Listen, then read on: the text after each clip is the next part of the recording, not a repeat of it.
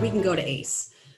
If you have an ACE account, there are reports, and we basically did just kind of a step-by-step guide here on how to access those reports. So I won't read through every single one of those, but it's pretty easy to access.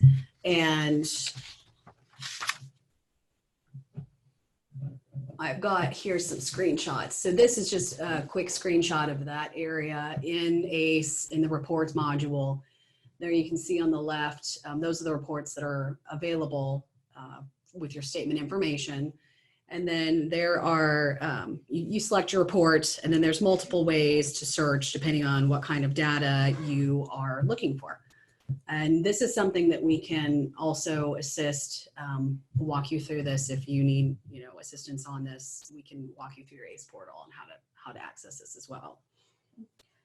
And just a note on that, you do not have to have an ACE account to pay your duties by ACH or by PMS.